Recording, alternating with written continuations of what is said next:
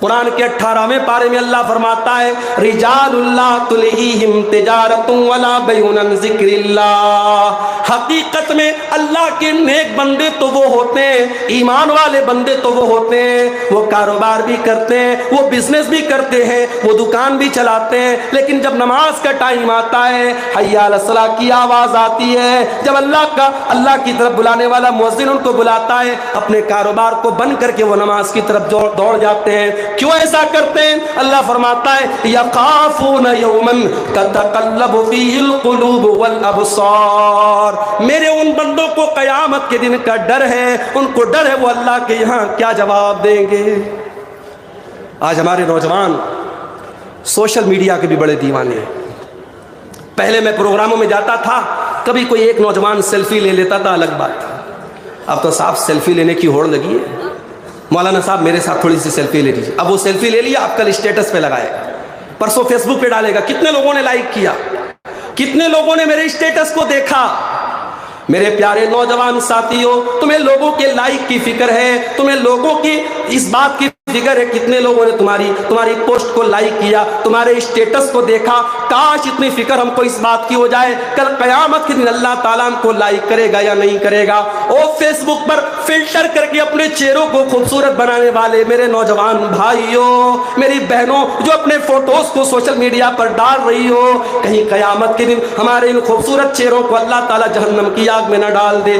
وجوہ یومئذ علیہا غبرہ ترہقہا قترہ اولئک ھم الکفرۃ الفجرہ۔ اللہ قرآن میں کہتا ہے قیامت کے دن کچھ ایسے بھی چہرے آئیں گے جو بڑے گندے ہوں گے، بڑے دھول سے اٹے ہوئے ہوں گے، جہنم کی آگ میں ڈالے جائیں گے۔ یہ کافروں کے چہرے ہوں گے، یہ برے لوگوں کے چہرے ہوں گے، یہ اللہ کے نافرمانوں کے چہرے ہوں گے۔ فیس بک پر آپ نے اپنے فوٹو کو فلٹر کے ذریعے خوبصورت کر لیا، کل قیامت کے دن اپنے چہرے کو جہنم کی آگ سے کیسے بچاؤ گے؟ میرے بھائیو اس کی چنتا بھی کر لو، اللہ ہمیں لائک کرے گا کہ نہیں کرے گا۔ آج ہم نے موبائل پر انگلی سے کیا ٹچ کیا ہے، ہم نے براؤزر کے اندر کیا کیا دیکھا ہے، ہم نے ہسٹری کو ڈیلیٹ کر دیا، ہم نے واٹس ایپ کی چیٹنگ کو ڈیلیٹ کر دیا، ہم نے یوٹیوب کی ہسٹری کو ڈیلیٹ کر دیا، ہم نے کیا دیکھا ہمیں پتا، ہمارے موبائل کو پتا ہے۔ مگر میرے پیارے بھائیوں، اللہ قرآن میں کہتا ہے حتی اذا ما جاؤہا شہید علیہم سمعہم وابصارہم وجلودہم بما کانوا یعملون۔ میرے بندو جب تم قیامت کے دن آؤ گے، تمہارے کان بھی تمہارے خلاف گواہی دیں گے، تمہاری آنکھیں بھی تمہارے خلاف گواہی دے گی، اور تمہارے بدن کی چمڑی بھی تمہارے خلاف گواہی دے گی۔ تم نے انگلی سے کیا ٹچ کیا، تم نے کانوں سے کیا سنا، تم نے آنکھوں سے کیا دیکھا۔ آج فیس بک کی ریلز چل رہی ہے، ریلز چل رہی ہے، عالم بھی دیکھ رہا ہے، مولانا صاحب بھی دیکھ رہے ہیں، حافظ جی بھی دیکھ رہے ہیں، ریلز میں اچھی بھی چیزیں آ رہی ہیں، بری چیزیں بھی آ رہی ہیں۔ میرے بھائیوں ایسی چیز دیکھتے ہی کیوں ہو جس کے اندر حرام اور حلال دونوں چیزیں آ رہی ہیں؟ مت دیکھو ان سب چیزوں کو، اس لیے کہ آپ جو دیکھ رہے ہیں آپ کی آنکھیں سب کیپچر کر رہی ہیں۔ موبائل کا کیمرہ پتہ نہیں کتنے میگا پکسل کا ہے، مگر ہماری آنکھوں میں جو اللہ تعالیٰ نے میگا پکسل رکھا ہے، یہ آنکھیں سب ریکارڈ کر رہی ہیں، اور قرآن کہتا ہے قیامت کے دن یہ آنکھیں وہ ساری ریکارڈنگ پیش کریں گی، کان سب پیش کرے گا، چمڑی سب پیش کرے گی۔ وَقَالُوا لِجُلُودِهِمْ لِمَ شَهِدتُّمْ عَلَيْنَا، اور انسان کہے گا اپنی چمڑی سے کہ تو کیسے بول رہی ہے، میں نے کیا کیا ٹچ کیا تھا تو کیسے بتا رہی ہے۔ اپنی چمڑی کے اوپر حیرت کرے گا کہ آج میری انگلی کیسے بول رہی ہے، میرے بدن کی توچا کیسے بول رہی ہے۔ قَالُوا أَنطَقَنَا اللَّهُ الَّذِي أَنطَقَ كُلَّ شَيْءٍ، وہ چمڑی بولے گی، وہ ہمارے بدن کی توچا بولے گی، آج اللہ نے ہم کو بولنا سکھایا اور ہم بتائیں گے تو نے کہاں کہاں ٹچ کیا تھا۔ 14 فروری کی تاریخ گزری، ہماری قوم کا بچہ، ہماری قوم کی بیٹیاں، ہمارے قوم کے بیٹے بھی بے حیائی کے اس دن کو کلکتہ میں منا رہے تھے۔ کوئی ہوٹلوں میں منا رہا ہے، کوئی پارکوں میں منا رہا ہے، کوئی ریسٹورنٹ میں منا رہا ہے۔ آج عزت و آبرو کی دھجیوں کو اڑایا جا رہا ہے، آج زناکاری کی جا رہی ہے، بدکاری کی جا رہی ہے۔ میرے پیارے بھائیوں، جس کمرے میں آپ نے غلط کام کیا ہوگا، جس ہوٹل کے روم میں آپ نے زناکاری کی ہوگی، کل قیامت کے دن وہ جگہ بھی گواہی دے گی۔ اذا زلزلت الارض زلزالها واخرجت وحملت الارض واثقالها وقال الانسان ما لها يومئذ تحدث اخبارها. قیامت کے دن یہ زمین بولے گی, یہ برہیٹ کے مدرسے کا یہ گراؤنڈ بولے گا, اے اللہ یا ہزاروں لوگوں نے بیٹھ کر کے تیرے دین کی باتوں کو سنا تھا. یہ دھرتی بولے گی کیا 2 دن تک پروگرام ہوتا رہا, اے اللہ تیرے رب تیرا قرآن پڑھا جاتا رہا, تیرے نبی کی حدیثیں پڑھی جاتی رہی, اور جہاں ہم نے گناہ کیا ہوگا, جہاں ہم نے پاپ کیا ہوگا, وہ دھرتی بھی قیامت کے دن بولے گی. میرے بھائیوں, اس دن ہم اللہ کو کیا جواب دیں گے, اس کی بھی ہم فکر کر لیں. اس لیے نماز کی پابندی کرو میرے بھائی. کاروبار خوب کرو, خوب پیسہ کماؤ, مگر نماز کے ٹائم نماز پڑھو. نماز کے معاملے میں لاپرواہی مت کرو. اور اگر آپ کو یہ لگتا ہے 5 ٹائم کی نماز میں آدھا گھنٹہ آپ نے نماز میں لگا دیا, 2.5 گھنٹہ آپ نے اللہ کی بارگاہ میں لگا دیا, اگر آپ کو ایسا لگتا ہے کہ اس سے آپ کے کاروبار میں گھاٹا ہو جائے گا, آپ کے کسٹمر کچھ کم آئیں گے, آپ کا مال کچھ کم بکے گا, اللہ قرآن میں اس کا بھی جواب دیتا ہے, ان الذین یتلون کتاب اللہ واقاموا الصلاۃ وانفقوا مما رزقناہم سرا وعلانیۃ یرجون تجارۃ لن تبور. اے میرے بندو, جو قرآن کی تلاوت کرتا ہے, جو نماز قائم کرتا ہے, جو ہماری روزی کو اللہ کے راستے میں کھل کر کے اور چھپ کر کے خرچ کرتا ہے, یرجون تجارت لن تبور, وہ ایسی تجارت کر رہا ہے, وہ ایسا ویاپار کر رہا ہے, وہ ایسا بزنس کر رہا ہے جس میں گھاٹا ہونے والا نہیں ہے. اس کاروبار میں کبھی گھاٹا ہونے والا نہیں ہے. آپ نماز کی پابندی کیجیے میرے بھائی. اور آگے بڑھیے. اس دور کا بہت بڑا فتنہ یہ بھی ہے, جو کام علماء سے لینا چاہیے وہ ہم جاہلوں سے لے رہے ہیں. یا جاہل نہ کہوں, جاہل بھاری لفظ ہو جائے گا, ہم غیر علماء سے علماء کا کام لے رہے ہیں. میں نام نہیں لوں گا. اسی جھارکھنڈ کے علاقے میں, اسی گڈا اور صاحب گنج کے علاقے میں بڑے بڑے پروگراموں میں فضیلت الشیخ کر کے ایسے لوگوں کو بلایا جا رہا ہے جو عالم نہیں ہیں. بڑے بڑے بولڈ لیٹرز میں ان کا نام پوسٹر پہ آتا ہے, جبکہ پورا ہندوستان جانتا ہے وہ عالم نہیں ہے, وہ قرآن کی آیتیں ڈھنگ سے نہیں پڑھتا ہے, وہ مسئلے مسائل غلط بیان کرتا ہے. لیکن ہمارے جھارکھنڈ کی سرزمین ماشاءاللہ, ہمارا یہ علاقہ یہ بڑا سخی علاقہ ہے. آ جاؤ بھائی, تم یوٹیوب پر تمہارے بڑے فالوور ہیں, آ جاؤ, ہم تمہیں اونچا مقام دینے کو تیار ہیں. معاف کرنا میرے بھائیوں, اللہ آپ سے یہ بھی پوچھے گا کہ آپ کے علماء مر گئے تھے, آپ نے غیر علماء کو علماء کا مقام کیوں دیا. اور آپ اتہاس اٹھا کے دیکھو, آج ہندوستان میں بہت سارے مسائل کی جڑ یہ ہے کہ آج علماء کا کام غیر عالم کر رہے ہیں, جنہوں نے زندگی میں کبھی ڈھنگ سے قرآن و حدیث کا مطالعہ نہیں کیا, وہ فتوے دے رہے ہیں. میں کہتا ہوں آپ کے اسی سرزمین کے مفتی عبدالعزیز حقانی صاحب تھے, اللہ غریق کے رحمت کرے, اتنے بڑے مفتی تھے, مگر ایسا کبھی نہیں ہوا ہوگا. آپ گئے ہوں گے, آپ نے کوئی فتویٰ پوچھا ہوگا, مفتی صاحب نے پھٹ سے کہہ دیا حلال ہے حرام نہیں. تحقیق کرنے کے بعد, مطالعہ کرنے کے بعد ایک عالم جو ہوتا ہے وہ جواب دیتا ہے. امام مالک رحمت اللہ علیہ اتنے بڑے امام تھے اپنے دور کے, ان سے 40 مسئلے پوچھے گئے, 39 مسئلوں کے جواب میں انہوں نے کہا لا ادری, آئی ڈونٹ نو, میں نہیں جانتا. 39 مسئلوں میں انہوں نے کہا میں نہیں جانتا. 40ویں مسئلے کے بارے میں جواب دیا. اتنا بڑا امام 39 بار کہتا ہے لا ادری, میں نہیں جانتا, اس کے علم پر کوئی فرق نہیں پڑا. یہاں سوٹڈ بوٹڈ ہو کر کے ایک آدمی اسٹیج پر آتا ہے اور کہتا ہے آسک می, مجھ سے سوال کرو, میں تمہارے سوال کا جواب دوں گا. اور جو بھی سوال کیا جاتا ہے ہر سوال کا وہ جواب دیتا ہے. میرے پیارے بھائیوں, قیامت کی ایک نشانی یہ بھی اللہ کے نبی نے بتائی ہے کہ علماء کو چھوڑ کر کے لوگ جاہلوں کو اپنا مفتی بنا لیں گے. اللہ کے پیارے نبی فرماتے ہیں, صحیح بخاری کی 100 نمبر کی روایت ہے, ان اللہ لا يقبض العلم انتزاعا ينتزعه من العباد. اللہ تعالیٰ دنیا سے علم کو اچانک نہیں اٹھائے گا, ولكن يقبض العلم بقبض العلماء, بلکہ اللہ تعالیٰ دنیا سے علماء کو اٹھا لے گا. حتى اذا لم يبق عالما, یہاں تک کہ جب علماء دنیا سے چلے جائیں گے, اتخذ الناس رؤوسا جهالا, لوگ جاہلوں کو اپنا سردار بنا لیں گے اور جاہلوں سے فتویٰ پوچھیں گے. فسئلوا فافتوا بغیر علم, اور وہ بغیر نالج کے, بغیر علم کے فتویٰ دیں گے اور خود بھی گمراہ ہوں گے اور دوسروں کو بھی گمراہ کریں گے. کتنے لوگ ہیں ہمارے قوم میں کہتے صاحب ہم انجینئر علی مرزا کو فالو کرتے ہیں. یہ جو لفظ بولتے ہیں نا ہم فالو کرتے ہیں, یہ بہت بڑی بات ہے. کسی کو فالو کرنے کا مطلب یہ ہے آپ نے اس کو ٹیچر مانا, آپ نے اس کو اپنا استاد مانا. ارے تو نے اپنا استاد ایسے انسان کو مانا جو نبی کے صحابہ کو برا بھلا کہتا ہے, بڑے بڑے مسائل پر بڑے بڑے جو علماء خاموش رہتے، یہ انجینئر علی مرزا صحابہ کرام کے درمیان، جیسے مکھی جو ہوتی ہے نا، مکھی کبھی پھول پر نہیں بیٹھتی ہے، مکھی پاخانے پر بیٹھتی ہے اور پاخانے کی گندگی کو وہ نکالتی ہے۔ انجینئر علی مرزا کا کام کیا ہے؟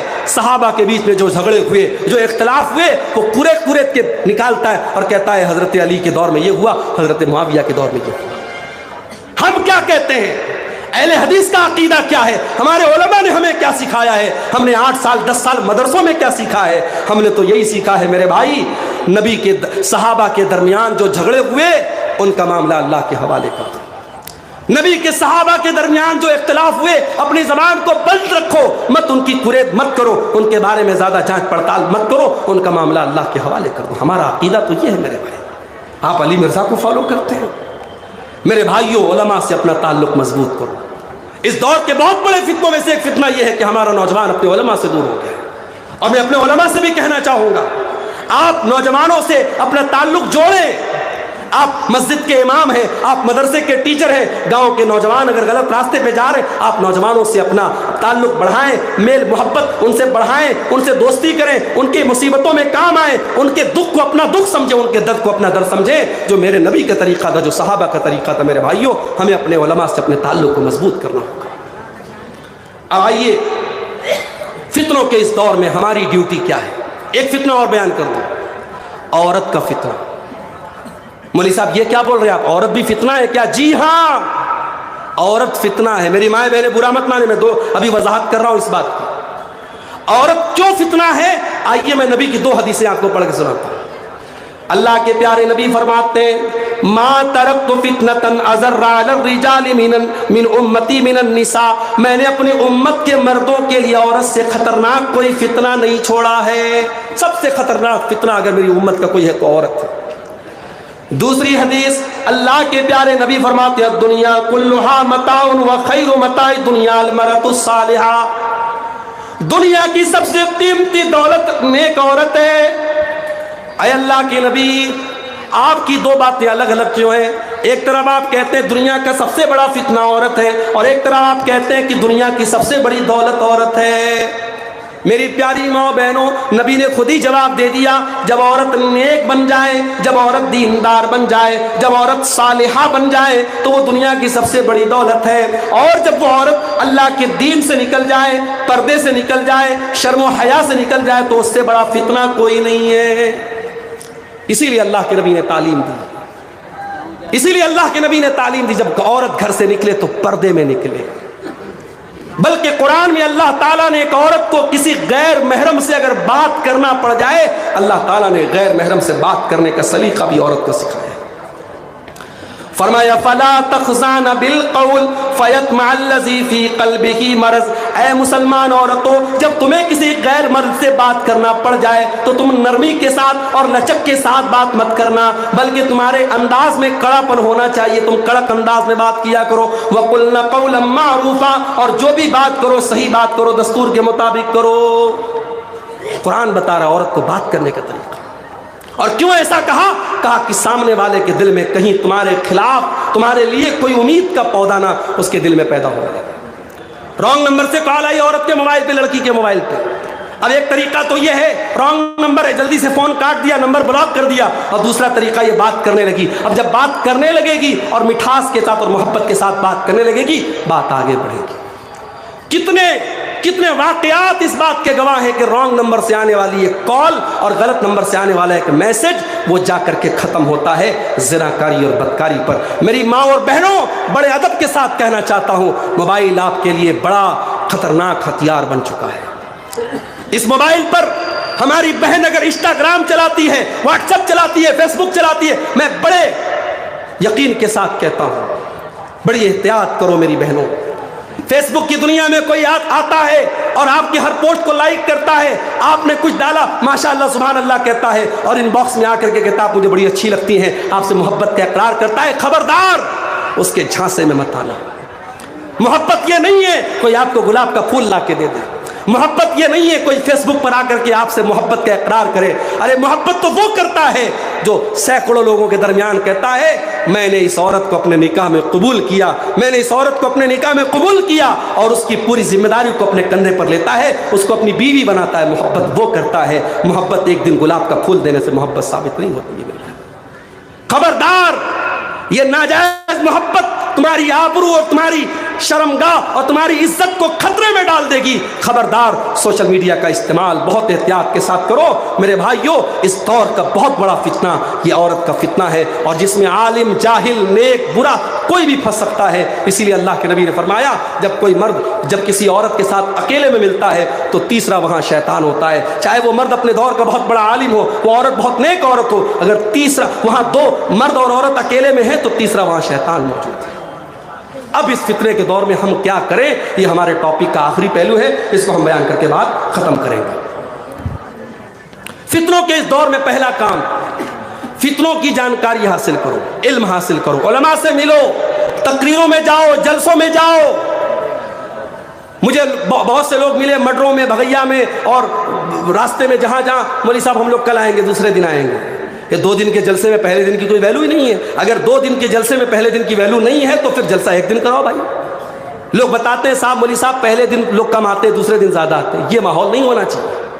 جلسہ اگر 2 دن کا ہے, دونوں دن آپ جائیں, یا 2 دن آپ مت کرائیے اگر اس کو برداشت نہیں کر سکتے. ان جلسوں اور تقریروں کو ہندوستان کے چنندہ علماء آپ کے بیچ میں آتے ہیں, اور یہ جلسے والے بڑی محنت کر کے, بڑی منت سماجت کر کے ان کا ٹائم لیتے ہیں. آپ قدر کریں.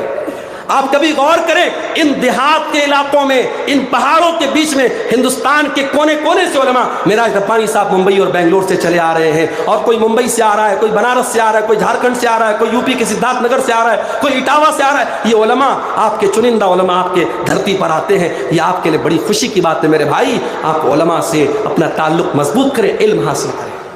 حضرت حذیفہ رضی اللہ تعالیٰ عنہ اللہ کے نبی کے صحابی ہیں. وہ کہتے ہیں دوسرے صحابہ اللہ کے نبی سے اچھی باتیں پوچھتے تھے, مگر میں پوچھتا تھا اے اللہ کے نبی آپ کے بعد برا کیا ہوگا, شر کیا ہوگا, برائی کیا ہوگی. میں اس لیے پوچھتا تھا تاکہ میں برائی سے بچ جاؤں. تو میرے بھائی فتنوں کی جانکاری حاصل کریں. اور جب فتنوں کا دور آ گیا ہے تو ایک بات اور کان کھول کر کے سن لو. فتنوں کے اس دور میں آپ کے گاؤں والے کیا کر رہے ہیں اس کی چنتا نہ کرو. پورے برہیٹ میں کیا ہو رہا ہے, پورے بواری جوڑ میں کیا ہو رہا ہے, پورے تتریا بغیا میں کیا ہو رہا ہے, اس کی چنتا نہ کرو. پہلے اپنے آپ اور اپنے پریوار کو سنبھالنے کی کوشش کرو. فتنوں کے دور میں اللہ کے نبی سے پوچھا گیا اے اللہ کے نبی جب فتنوں کا دور آ جائے گا تو ہم کیا کریں گے. آپ نے فرمایا تاخذون ما تعرفون وتنکرون وتذرون ما تنکرون. اے میری امت کے لوگوں, جب فتنوں کا دور آ جائے تو شریعت کی جو باتیں تم کو معلوم ہے ان پر عمل کرنا, جو معلوم نہیں ان سے اپنے آپ کو بچا کے رکھنا. وتقبلون علی امر خاصتکم, اور اپنے پریوار پر توجہ دینا, اپنی فیملی کو ان فتنوں سے بچا کر کے رکھنا. آج ہمارا مسئلہ یہ ہے, ہمیں گاؤں بھر کی فکر ہے, پورے محلے کی فکر ہے, ہمیں اپنے پریوار کی فکر نہیں ہے. ہماری بیٹی کہاں جا رہی, ہمارا بیٹا کہاں جا رہا ہے, اس کی فکر نہیں, پورے گاؤں کی ہمیں فکر ہے. میرے بھائی اپنے پریوار پر توجہ دو. ہر انسان اپنے پریوار سے بڑی محبت کرتا ہے, اپنے بچوں سے ہم بڑا پیار کرتے ہیں. بچوں کو ذرا سی چوٹ پہنچ جائے ماں باپ بلکنے لگتے ہیں. ابھی بنارس کے ہمارے ایک دوست ہے, ابھی 1 ہفتہ پہلے کا واقعہ ہے. ان کا 1.5 سال کا بچہ, 18 مہینے کا بچہ, مکان کی چھت ڈھلائی ہو رہی تھی, سلیب ابھی نیا نیا سلیب بنا تھا, چھوٹا بچہ تھا, کھیلتے کھیلتے چھت پر پہنچا. چھت پر منڈیر نہیں تھی, چھت پر کوئی باؤنڈری نہیں تھی, چھت سے نیچے گلی میں گر گیا. 1.5 سال کا 18 مہینے کا بچہ, بڑا معصوم بچہ, بڑا پیارا بچہ. بچہ سیریس ہو گیا, بنارس کے بڑے ہاسپٹل میں لے کے جایا گیا. 24 گھنٹے بچہ چل نہیں پایا, انتقال ہو گیا. میرے بھائی میں اس وقت اتفاق سے باہر گیا ہوا تھا, مجھے خبر لگی, میں نے جب اپنے دوست کو فون کیا, وہ صرف رو رہا ہے, اس کی آنکھوں سے آنسو بہ رہے, کہہ رہے مولانا میرے بچے کی خطا کیا ہے, میرا بچہ کیوں چلا گیا. میں نے صبر کی تلقین کی, میں نے کہا اللہ آپ کو اس کا اجر دے گا, آپ صبر سے کام لیجیے. بڑی محبت کرتے اپنے پریوار سے میرے بھائی.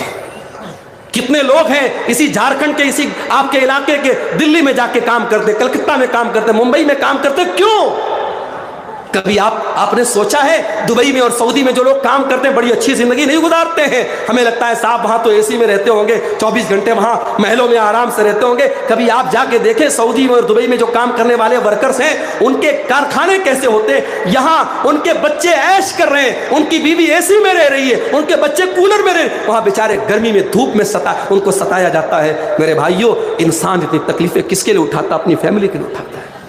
جس فیملی سے ہم اتنا پیار کرتے ہیں کہ ہم گوارا کر لیں کہ ہماری فیملی جہنم کی آگ میں چلی جائے۔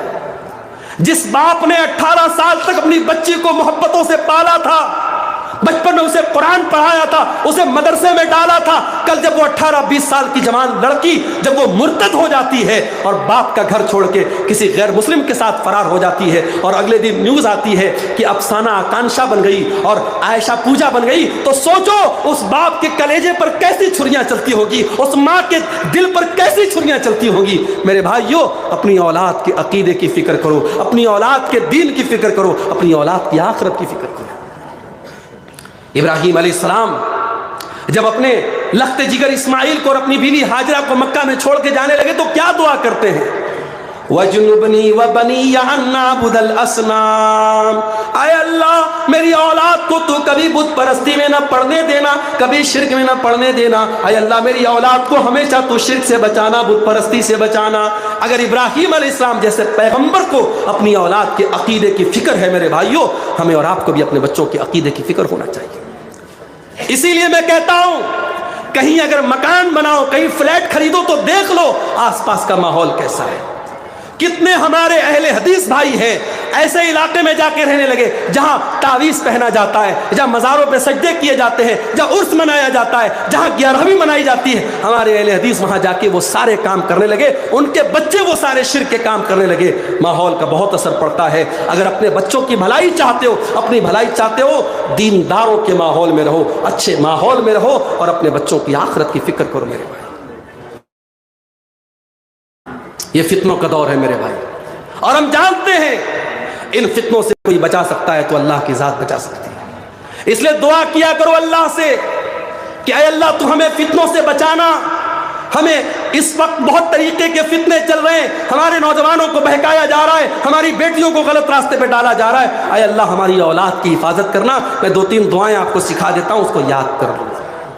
ایک دعا قرآن کے 19ویں پارے میں ہے، یہ دعا پڑھا کرو، اس میں بال بچوں کے لیے بڑا پیارا سوال اللہ سے کیا گیا ہے۔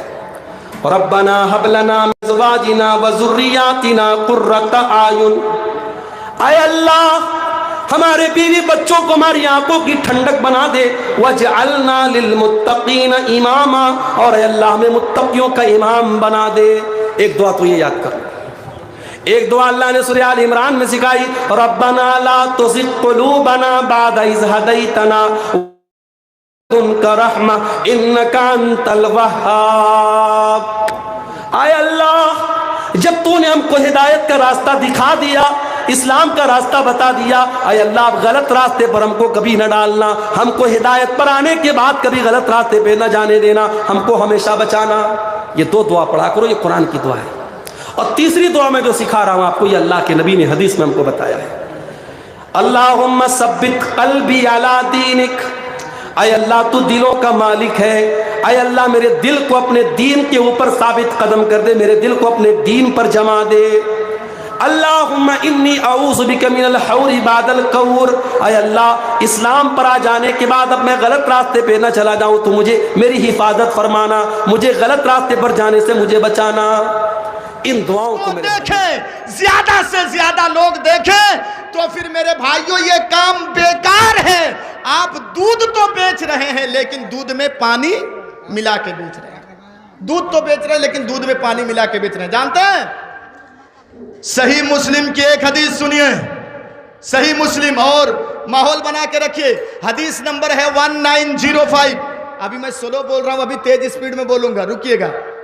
1905، کل قیامت کے دن، یہ دیکھیں نیت اگر صحیح نہ ہو تو جانتے ہیں نیک کام کرنے کے باوجود بھی آخر میں جہنم ہے۔ سنیے، نیک کام کرنے کے باوجود بھی آخر میں جہنم ہے اگر نیت میں گڑبڑی ہے تو۔ کیسے؟ چلیے میں حدیث سنا